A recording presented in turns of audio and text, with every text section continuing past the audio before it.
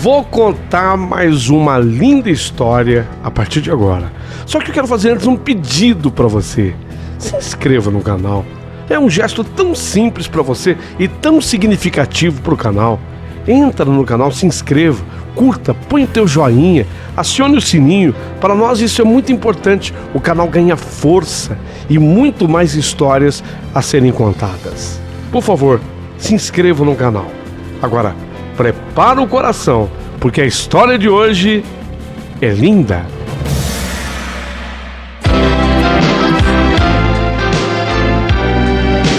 Rádio Emoção.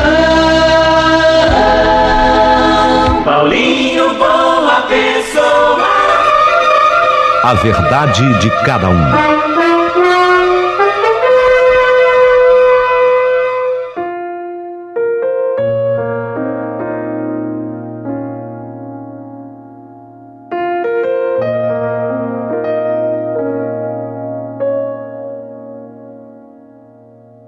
Meu querido amigo Paulinho Boa Pessoa, o rádio era a única distração que tínhamos quando criança. A minha família, nossa, era extremamente pobre e não tínhamos quase nada.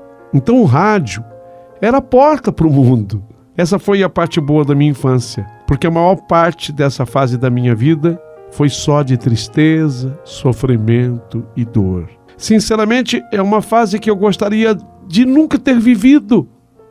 Você vê, tem gente que fala que a infância é a melhor parte da vida, né? No caso dela, ela diz assim: eu nunca gostaria de ter vivido a minha infância. Lá vai a minha história. Meu nome é Helena, tenho 53 anos e sou mãe de 3 lindos filhos, Daiane, Keila e Miguel. Sou professora faz 28 anos. Posso dizer que a educação me salvou. Me tirou da miséria, abriu os meus horizontes e me faz ver o mundo de uma outra maneira. A miséria e a violência doméstica fez parte, sim, da minha vida até meus 17 anos, quando eu me casei. Tivemos nossas infâncias roubadas pelo alcoolismo e pela violência do meu pai. No dia 18 de abril último, fez 9 anos que eu perdi um irmão. Foram 2 dos 8 filhos que partiram cedo. Bem, o meu pai e a minha mãe vieram de Minas Gerais para São Paulo antes de eu nascer. Já tinham 2 filhos e eu era a 3ª filha do casal. Quando nasci, eles moravam já em São Paulo, então eu fui a primeira a nascer aqui. Eu não tenho lembranças da minha infância antes dos 7 anos, mas me lembro que nessa época minha mãe dava luz ao seu 8º filho, mais uma menina e 3 meninos. Até os 12 anos eu tenho vagas lembranças pesadas de uma infância muito sofrida. Meu pai, ele era um homem bruto, sabe, Paulinho, violento. Ele resolvia tudo batendo em minha mãe e nós, os seus filhos. Na verdade, o papai, ele tinha 9 escravos dentro de casa. Ele fazia de nós o que bem entendesse fazer. Nós éramos seus escravos. E o papai judiava da gente. Ele bebia muito e sempre chegava em casa muito violento. A minha mãe apanhava, coitada, quase todo dia. Mamãe vivia com o rosto, os olhos machucados. Era tudo muito triste. Assistir aquela situação, era tristíssimo. Além de toda essa violência, não tínhamos praticamente nada. Morávamos numa casa bem simples, 3 cômodos e um banheiro. Éramos em 10. Mal tínhamos o que comer. Por várias vezes, nós íamos no finalzinho da feira livre para pegar os alimentos que tinham caído e que os feirantes não venderiam mais. Não era xepa, não. Era o que tinha caído no chão. Foi uma época muito triste. Meu pai trabalhava. Ele trabalhava, isso sim. Ele era funcionário efetivo da Prefeitura de São Paulo. mas o seu dinheiro raramente chegava para sanar as nossas necessidades básicas. Lembro de quando a minha mãe ganhou a sua última filha. A minha mãe, ela pegou o ônibus, ela veio do Hospital do Servidor Público Municipal, na Vergueiro, ela veio até Embu das Artes, onde nós morávamos. Eu estava com 7 anos à época. A mamãe chegou, deitou com a minha irmãzinha, tadinha, mas logo começou a passar mal. Sabe o que era? Desnutrição, fome. A minha mãe sentia muita fome, mas não tinha nada para comermos. Estávamos só nós, os filhos. Sim, sozinhos, porque quando a minha mãe tinha um filho, meu pai desaparecia, sumia. Então, estava eu com 7 anos, a minha irmã, a mais velha, com 9, e o meu irmão, o Geraldo, o primeiro filho deles, com 11 anos de idade. A mamãe começou a vomitar uma água verde e pediu que fôssemos até a casa de uma moça chamada Kátia e pedíssemos um pouco de comida para Kátia. Eu me lembro disso até hoje. Aquela moça deu uma panela enorme, sabe, cheia de comida pronta. Foi atrás da porta e ainda pegou um saco de pão e nos deu também. Voltamos para casa numa alegria, mas uma alegria só. Comemos e demos um pouco daquela comida pronta, né, para nossa mãe. A gente fez isso com alegria. E recentemente eu li um livro chamado Quarto de Despejo, Diário de uma Favelada. Nesse livro, a autora, Carolina Maria, diz que a fome para ela era amarela. A fome tinha cor, da cor amarela. Para mim, a fome era de outra cor, verde. Esse acontecimento me marcou demais. E o livro fica recomendado aqui. Bom, as surras continuavam. Apanhávamos muito, mas eu tive um irmão, coitado, aquele era um saco de pancada do meu pai. O menino apanhava sem motivo nenhum. Não conseguia passar de ano na escola, apanhava. Meu pai inventava de querer ensinar as letras só para bater mais no meu irmão. Simês, nome diferente. Simês era o nome dele. Simês, com S. Simês. Às vezes, ele apanhava tanto Simês que íamos chorar no quarto de tanta pena, de tanta piedade desse nosso irmão. Nosso pai batia sem dó e nem piedade nenhuma. Um verdadeiro carrasco. Esse irmão ficou 3 anos na primeira série. Ele não conseguia aprender. Como que a pessoa aprende? Com fome e com tanta agressividade, com o corpo ferido, machucado. E pior, o ferimento na alma. O ferimento na alma. Até que um dia, a minha mãe resolveu que levaria esse filho para morar com a irmã dela, a nossa tia, que era professora. Ela estava com 10 anos nessa época e eu com 13 anos.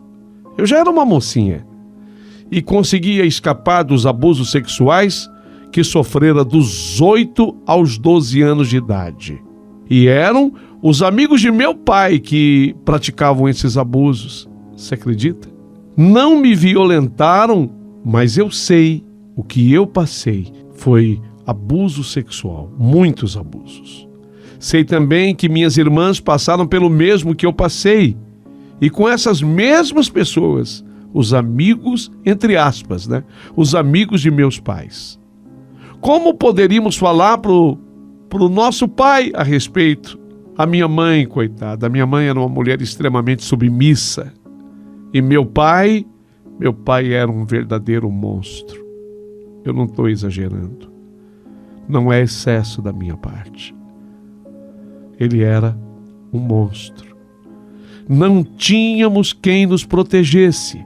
Morávamos longe de qualquer parente, todos moravam em Minas Gerais. Quando eu completei 14 anos, eu comecei a trabalhar. Eu trabalhava meio período numa farmácia, no Jardim Santa Teresa, isso no Embu, e ganhava meio salário mínimo, que era para mim o maior salário do mundo. Eu podia, com aquele meio salário mínimo, comprar minhas coisinhas, absorvente, sabonete, bolacha recheada. Eu sonhava com bolacha recheada, material escolar. Ainda dava algum dinheiro para ajudar minha mãe, que começou a trabalhar fora um ano depois que a caçula nasceu. E quem cuidava dela, da Graciana, era minha irmã, a mais velha, e eu também ajudava. Aliás, mesmo ela com 9 e eu com 7 anos, cuidávamos de tudo em casa, roupa, comida, os irmãos, e ainda apanhávamos muito do meu pai. Só saíamos para ir à escola ou à igreja. Esses lugares eram meus refúgios. Nossa, eu amava a escola, eu amava a igreja, porque lá eu tinha certeza de que não iria apanhar. Aos 17 anos, eu conheci um rapaz na igreja. Ele foi falar com meu pai e nós começamos a namorar. Namoramos 10 meses e nos casamos. Senti que minha infância e juventude foram roubadas de mim. Mas foi uma maneira que encontrei para sair daquele inferno, sabe? O casamento cedo foi uma fuga. Assim como também tem sido fuga na vida de tantas pessoas que estão ouvindo esse relato. Sim, a minha casa era um verdadeiro inferno. Lembra do meu irmão que a minha mãe havia mandado morar com a minha tia? Então, na época do meu casamento, meu pai trouxe o menino de volta. Meu irmão estava diferente, ele estava mais bonito, sabe? Mais corado, como falam as pessoas da roça, mais sacudido, né? Corado, sacudido, o pessoal da roça fala assim. Meu irmão estava bem, mas por conta do meu casamento, meu pai inventou de trazê-lo de volta. E novamente começou a judiar do filho. De onde vinha aquele ódio, né? De onde vinha? Meu pai, ele judiava do filho por gosto, sabe? Começou a bater muito nesse meu irmão. Eu não sei por que meu pai tinha tanto ódio dos filhos assim. Mas especialmente desse meu irmão. Era demais. Era demais o ódio que ele tinha desse meu irmão. O Simês. Aquele do nome diferente. Ele tinha um ódio desse Simês. Um tempo depois, o Simês começou a andar com os amigos diferentes. Ele tinha encontrado esses amigos nas ruas. Pessoas legais, alguns bons, mas outros nem tanto, sabe?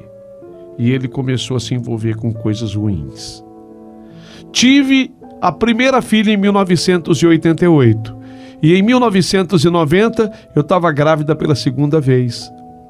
Foi nessa ocasião que algo terrível aconteceu. Naquela noite do mês de março, eu não conseguia pegar no sono. Algo estava me perturbando. Eu virava na cama a noite inteirinha que Deus deu. E quando eu consegui dormir um pouquinho, comecei a ter um pesadelo. Havia um homem terrível e ele tentava me matar de qualquer jeito. No pesadelo eu chorava, gritava, ficava angustiada. E foi assim a noite inteira. Quando o dia amanheceu, eu resolvi ir até a casa da minha irmã mais velha, que também havia se casado com 17 anos, para sair daquele martírio. Quando eu cheguei lá, a minha irmã estava chorando. Não queria me dizer nada por conta do meu estado. Eu estava grávida de 7 meses. Ela não queria falar nada, mas ela estava chorando. A minha irmã, ela resolveu se abrir comigo. Naquela noite tinham matado o meu irmão. Como foi dolorido ver o meu irmão mais novo que eu. Ele era 3 anos mais novo que eu naquele caixão. Aquele caixão que mais parecia um papelão, sabe? Não teve velório, não tivemos as flores, teve nada. Eu digo assim, não teve nada de bom, tudo de ruim e muito triste. Dentro daquele caixão havia o corpo de um menino de 17 anos, daquele menino que tanto sofrera nessa vida. Um corpo sem vida que ainda desse corpo saía sangue pela cabeça por conta dos tiros que ele levou. Aquele irmão que era o representante de mais uma infância roubada. Vimos o nosso irmão na hora de enterrar. O coveiro abriu aquela caixa e essa foi a última imagem dele. No enterro, só tinha a minha mãe e nós, os filhos e os maridos das filhas, os genros. Quanta dor para minha mãe, quanta dor para ela e quanta dor para nós. Meu pai não foi. Ele gritava que vagabundo tinha que morrer mesmo e foi beber. Nunca descobrimos o que de fato aconteceu com meu irmão. Ninguém investiga assassinato de pobre. Não, Paulinho, boa pessoa, não tem isso não, ninguém investiga. Só sabemos que ele foi morto com vários tiros. Isso sim. O tempo passou. Eu segui a minha vida de casada e meus irmãos mais novos continuavam escravos do nosso pai. Mais 2 anos depois da morte do meu irmão, meu pai veio a falecer. Meu pai teve uma morte rápida. Ele sentiu uma dor no peito e morreu. Infarto fulminante. O enterro do meu pai foi, se é que eu posso usar essa expressão, mas eu vou usar. O enterro do meu pai foi perfeito. Como assim? Enterro perfeito? Foi. Porque o caixão do meu pai era de primeira qualidade, muitas pessoas, muitas flores, coroa de flores, mas a família já estava toda destruída. Para se ter uma ideia, eu tenho uma irmã que foi ao velório do meu pai só para confirmar o fato da morte. Eu vim, ela falou baixinho para eu escutar. Eu vim só para ver que era verdade que ele tinha morrido.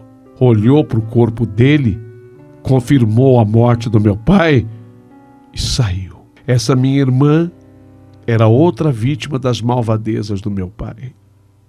Coitada, apanhava muito, apanhava demais, apanhava muito, mas muito mesmo. Teve um dia que essa minha irmã, ela foi atropelada, fraturou a perna. E o meu pai batia nela assim mesmo, com a perna fraturada. E ela teve que voltar para o hospital por uma nova cirurgia. Depois disso, ela não suportou mais. Ela falou, não posso morar mais na minha casa com meu pai. Um pai que bate na filha com a perna fraturada. Eu tive que voltar para o hospital para fazer uma nova cirurgia. Ela foi morar com o namorado. Mais uma que teve a sua infância roubada. Infância roubada. O tempo continuou passando. Com 22 anos de idade, eu já estava num casamento falido, com 2 filhas para eu cuidar. Não separei desse casamento de imediato. Mas eu resolvi quebrar ciclos.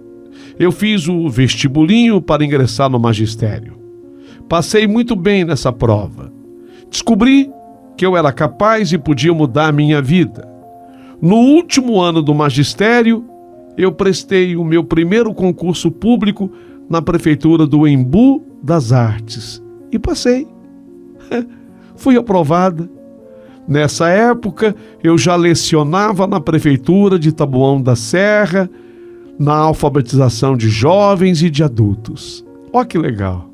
Fui chamada e escolhi trabalhar no bairro onde eu tinha sofrido tantas e tantas humilhações. Eu falei, é aqui que eu quero trabalhar, aqui que eu quero ensinar, é aqui. Não morava mais ali, mas acabei me efetivando por lá. Logo em seguida, eu já estava cursando uma faculdade. Fiz letras. Saí da prefeitura de Taboão da Serra e comecei a trabalhar para o Estado que é meu patrão até hoje. Sou muito grata a Deus. Deus, Ele me honrou no lugar da minha vergonha, no bairro onde eu fui humilhada, no bairro onde eu fui espizinhada. Foi lá que Deus resolveu me honrar. Foi lá. Tanto a escola do governo do estado de São Paulo, quanto a escola da prefeitura, ficavam no mesmo bairro, Jardim Santa Teresa, Embu. Quem me via não acreditava. Você é aquela menina, nossa, que o pai maltratava tanto. Você é aquela menina que não iria dar certo na vida. Você é aquela menina que não tinha futuro, é você? Sou eu, porque quem escreveu a minha história foi Deus. E Deus me propiciou dar uma virada na minha vida. Trabalhei ali naquele bairro onde eu fui humilhada. Trabalhei por 16 anos. Sempre honrei a minha profissão de professora. Eu entendo o meu papel na sociedade como educadora, mas o tempo não para. Já dizia Cazuza, o tempo não para. A minha mãe ficou praticamente vivendo sozinha, pois cada um, do seu jeito, seguiu o seu caminho. Eu me separei. Eu casei com 17 anos para fugir do inferno que eu vivia. Não deu certo o meu casamento. Eu me separei. E vivia eu e minhas meninas, agora já crescidinhas. A vida continuava. Conheci uma outra pessoa no ano de 2008, meu marido. E em 2010, aos 41 anos, eu tive o meu caçula. Aos 41 anos, uma alegria só. Mas outro fato marcante estava para acontecer. Lembra do meu primeiro irmão, o Geraldo? Lembram? Não o Cimês, o primeiro irmão. O de Minas, lá, o Geraldo. Pois é. O Geraldo, aquele meu primeiro irmão, seguiu a mesma sina de meu pai. Tornou-se um alcoólatra. Voltou depois a morar com a minha mãe, porque a esposa dele havia ido embora, não suportou, né? A esposa com os 3 filhos, não suportaram. Nossa, meu irmão Geraldo, ele bebia muito e às vezes tornava-se violento também. Mas um dia, a história dele teve fim. Dia 17 de abril de 2014. Eu e meu marido nos preparávamos para descer para Peruíbe. Seria um final de semana prolongado. Dia 18 seria Sexta-feira Santa. E na segunda-feira, feriado de Tiradentes. Combinamos tudo, mas o meu coração começou a ficar apertado. Eu não conseguia arrumar as coisas para esse passeio. A minha garganta dava um nó. Na véspera da viagem, meu marido perguntou sobre os preparativos e eu respondi, no dia 18 bem cedinho, que eu iria arrumar tudo. Fomos dormir, mas meia-noite e meia, para ser precisa, 00:30, o telefone tocou. Era o meu cunhado. Meu cunhado dando a notícia de que meu irmão, o Geraldo, estava morto. Sim, tal qual o meu pai também havia sofrido um infarto fulminante. Estava voltando para casa embriagado, parou, deitou no chão, não aguentou, de tão bêbado, deitou no chão de uma praça, isso em Taboão da Serra. Depois ainda, testemunhas viram que ele fez força, se levantou e começou a andar. Passou mal em seguida. Sentou-se numa mureta perto de um córrego. Caiu dentro desse córrego. Foi socorrido, mas já estava morto. Foi tudo muito triste, sabe? Muito triste. Fomos dar a notícia para minha mãe. Eu lembro que abracei a minha mãe assim forte. Abracei-la fortemente e falei: mãe, não se preocupa com nada. Viu, mãe? Nós vamos cuidar de tudo. Mas o Geraldo já não está mais aqui entre nós. Realmente, o Geraldo, meu irmão, teve um velório e um enterro digno de um ser humano. Não foi igual o Cimês, o meu irmão de 17 anos que faleceu. Não éramos mais miseráveis, agora podíamos enterrar esse irmão de maneira digna. Diferente, né? Diferente do Simês. Mais uma vez vi a minha mãe chorar a morte de um filho e foi muito triste. Hoje, meu querido amigo Paulinho Boa Pessoa, hoje eu moro e trabalho em Itanhaém. Minhas filhas têm suas vidas próprias, seguiram suas histórias. Eu moro com meu marido e meu filho Miguel, que tem 12 anos. Não tenho vergonha da minha história, não. Sempre conto para os meus alunos e eu digo a eles em sala de aula: gente, ouça aqui o que eu vou dizer para vocês. A educação me salvou. Olha, eu vou repetir. A educação me salvou e pode salvar cada um de vocês também. Vejo muitos alunos que passam por histórias semelhantes à minha, parecidíssimas com a minha, ou até pior ainda. Mas eu sempre tenho para cada aluno uma palavra de carinho, ou mais do que isso, uma roupa que eu trago, uma comida num Tupperware, um sapato, ainda que já esteja usado, mas um sapato para aquecer os pés. É tão importante, é tão importante. Sei o que representa uma fome. Sobre cor, né? Lembra que eu li no livro que a fome é amarela? Para mim, ela é verde. E você? E você que já passou fome como eu? Você teria uma cor para a fome? Depois diga aqui nos comentários. Que cor que é a fome para você? Mas só vale responder quem de fato passou por ela, como eu passei. Não tem nada mais triste. E não tem verde mais horroroso do que esse. Passei frio. O frio também é sofrido, é triste, mas não é igual à fome. Não é igual. Eu digo para os meus alunos: olha, se eu conseguir, eu não sou especial. Se eu conseguir, vocês irão conseguir também. Quando vejo que seguem caminhos que me parecem ruins, eu alerto. Eu conto a história do meu irmão mais novo, que morreu com 17 anos. E se tivesse vivo, completaria agora 51. 51. Sou muito grata a Deus por tudo, por Ele ter preservado a minha mente, cuidado de mim, me sustentado. A minha mãe é viva, está com 86 anos, mas não se lembra mais de absolutamente nada. Não se lembra mais de nada. O cérebro da mamãe foi lavado por uma doença chamada Alzheimer. Parece um ácido, sabe? Alzheimer. É igual um ácido que passa pelo cérebro, lavando todos os nossos neurônios, deixa a cabeça vazia. Minha mãe não se lembra nem dela, não sabe nem mesmo quem ela é. Mas eu sei quem ela é. Por isso eu sou grata a Deus pela vida da minha mãe.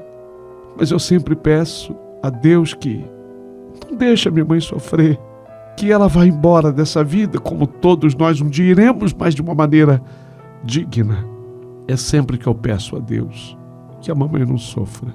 Quanto aos meus irmãos, agora somos 6. Você sabe que eu estou lembrando aqui da novela. A novela tinha esse título, Éramos 6. Lembram da novela? Foi tão marcante. Éramos 6. Eu sou exatamente o contrário da novela. Eu chego a este ponto para dizer: agora somos 6. Agora somos 6. Nós éramos 10. Agora somos 6. Cada um segue a sua vida, cada qual ao seu modo, mas cada um com a sua história. Sei que cada um de nós tivemos experiências terríveis na infância. Infância roubada. Sobrevivemos a uma infância roubada. Paulinho, boa pessoa, eu sei que a minha história é longa. Mas não é, aqui um comentário do Paulinho, não é tão longa assim, não. É? A gente tem história aqui de 35 páginas. A sua tá tranquila. Bom, mas seguindo com ela. Paulinho, boa pessoa, eu sei que a minha história é longa, mas ainda é só uma parte dela. Se eu fosse escrever os horrores vividos na infância, Paulinho, daria um livro. Te agradeço, sabe, por narrar minha história. Eu sei que quando escutá-la, eu vou ficar emocionada, pois só ao relatar eu já me emociono. E louvo a Deus por cuidar de mim. Deus te abençoe grandemente. Essa é a minha história. Que saudade que eu tenho dos meus irmãos. Lamento não ter tido uma infância digna, sabe? Uma fase tão importante na vida dos humanos, a infância. Quanta gente fala da infância, quanta gente naquelas músicas que falam da vida infantil, as pessoas se comovem, se emocionam. Tem uma que diz assim: criança feliz, feliz a cantar, alegre balá, seu sonho infantil, ó meu bom Jesus, que a todos conduz. Olhai as crianças do nosso Brasil. Eu amo essa música, amo de verdade. Eu só não entendi o significado do criança feliz, porque eu nunca fui uma criança feliz. Talvez até por isso é que eu canto com tanto sentimento essa música, porque eu desejo que todas as crianças sejam felizes, como meus filhos tiveram uma infância. Meu amigo, é muito importante essa fase infantil. Que pena que a minha infância foi roubada. Que pena. Uma fase tão importante para todos os humanos. Grata sou pelas bênçãos recebidas e pelos livramentos que Deus me deu. Obrigado, meu amigo Paulinho. Deus abençoe grandemente. Peço perdão se exagerei no meu desabafo, mas essa era a história que eu tinha para contar. Quero sim ler cada comentário a partir de agora, aqui nesse canal. E quero fazer uma pergunta. Se você um dia sentiu fome, que cor que teve a fome para você? Mas, por favor, só responda se você realmente sentiu.